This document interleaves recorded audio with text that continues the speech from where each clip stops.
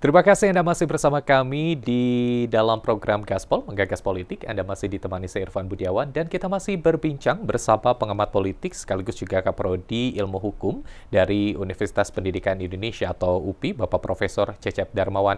Prof, kalau kita melihat tentunya Jawa Barat sebagai tempat pemilihan yang cukup besar, bahkan terbesar pemilihnya di nasional seperti itu, apakah ini juga menjadi fokus perhatian secara nasional bahwa siapapun yang menang di Jawa Barat ini juga akan berpengaruh terhadap mungkin peta politik lainnya di tingkat pusat seperti itu.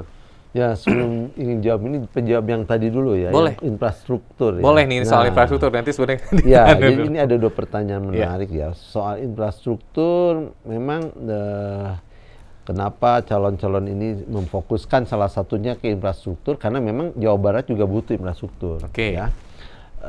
Terutama harus difokuskan infrastruktur itu adalah bagaimana ya menghubungkan daerah-daerah yang selama ini kesulitan infrastruktur jalan, jembatan ya. Di Jawa Barat itu masih banyak. Coba lihat di misalnya ya beberapa kabupaten kota yang daerah-daerah terpencil, itu infrastruktur jalannya susah. Nah, itu juga harus dicermati ke situ. Jangan lagi membangun yang sudah bagus ya, tapi yang kurang nih.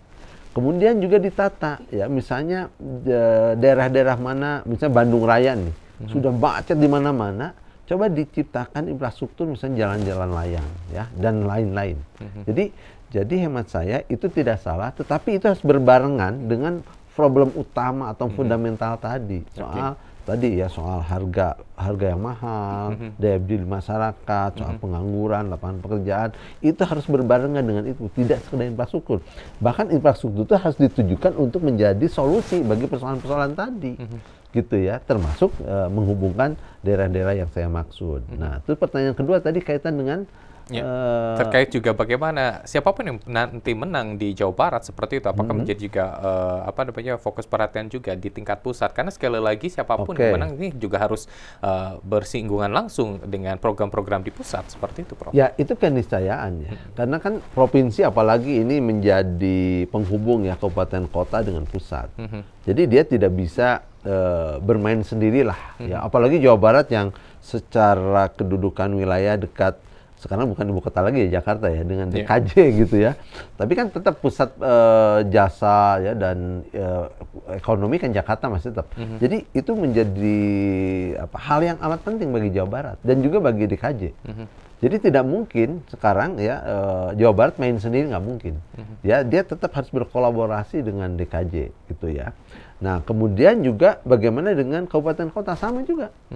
Ya, tanpa dukungan kabupaten kota, sehebat apapun program di provinsi tidak akan berjalan dengan baik.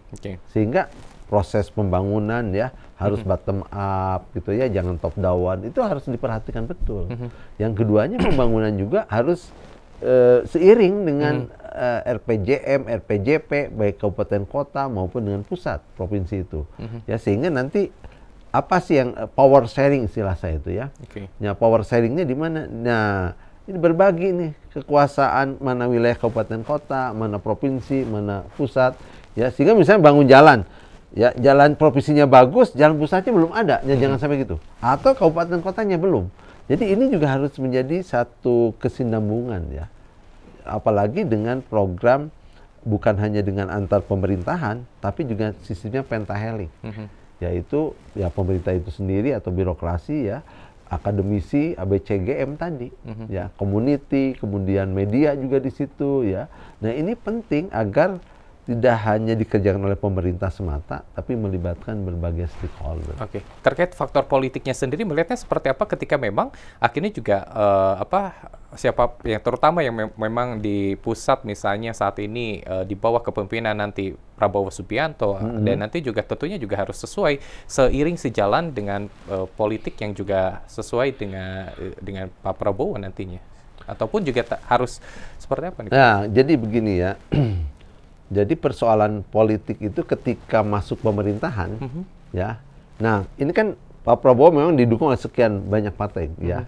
Nah, Kim misalnya atau Kim Plus, ya. Apakah di daerah juga harus Kim dan Kim Plus? Tergantung daerah masing-masing. Saya kira konfigurasi politik di daerah bisa sama, bisa beda. Jawa Barat sendiri beda kan, gitu. Tidak selalu beririsan betul dengan di pusat gitu. Nah, atau daerah-daerah lain. Jadi hemat saya ini sudah benar. Konfigurasinya serahkan aja ke daerah masing-masing. Karena belum tentu juga misalnya konfigurasi di pusat cocok betul dengan daerah. Meskipun tentu ada jalur yang aspirasi yang relatif, misalnya partai ini ya tetap dia punya keterkaitan ya secara koalisi gitu. Tetapi realita di daerah ya bisa jadi itu tergantung pada konfigurasi politik. Termasuk untuk bisa memuluskan program yang nanti akan dijalankan. Nah, kalau sudah program itu bicaranya teknokratik, birokratik. Dia sudah milik pemerintahan. Pemerintahan provinsi, pemerintahan kabupaten kota maupun pusat. Jadi itu harus satu rangkaian pemerintah pusat, provinsi, kabupaten kota. Siapapun yang menang di situ, siapapun pemimpinnya di situ, dia harus patsun kepada aturan itu. Tunduk dan patuh. Kita akan bahas sedikit tentunya juga beberapa program dari keempat bakal pasangan calon gubernur dan juga calon wakil gubernur. Untuk pasangan pertama itu Acep Adang dan juga Gitalis, kita melihat pada saat penetapan nomor urut ini ataupun juga program yang diajukan adalah kartu-kartu kesejahteraan, kesehatan dan sebagainya. Ini menjadi gaya politik soal kartu ini masih bisa menggait suara masyarakat? Ya, saya kira itu satu inovasi ya. Dulu kan Pak Jokowi juga begitu ya. Saya kira masih tetap relevan. Ya, cuma catatan saya harus dihitung betul ya bagaimana efektivitas kartu, model kartunya, kemudian juga masyarakat kita yang segmentasinya di pedesaan, di perkotaan, bagaimana pemanfaatan kartu itu ya. Dan dari sisi anggaran bagaimana juga penganggaran, terus berkelanjutan tidaknya kartu itu harus dihitung. Tapi program ini menurut saya masih relevan. Masih relevan. Oke, baik. Selanjutnya juga untuk pasangan kedua JJ Wiradinata dan juga Ronald Surapraja ini menyatakan bahwa sebetulnya pemerintah provinsi tidak bisa apa-apa karena yang paling banyak dominasi itu adalah di kabupaten kota. Bagaimana? Bahwa ini akan kolaborasi dengan kabupaten kota itu menjadi hal yang penting dengan program yang nanti akan dijalankan. Ya, isu kolaborasi provinsi kabupaten kota seperti tadi saya katakan itu juga isu penting. Ya, jadi diangkat oleh paslon seperti ini Pak JJ ya. Nah, itu juga menjadi ikon. Jadi untuk memajukan provinsi Jawa Barat tentu harus berkolaborasi dengan kabupaten kota. Ya, tanpa itu ya Jawa Barat betul tidak maju. Nah, sekarang bagaimana pasangan Pak JJ ini yang meyakinkan kepada masyarakat kolaborasi seperti apa sih?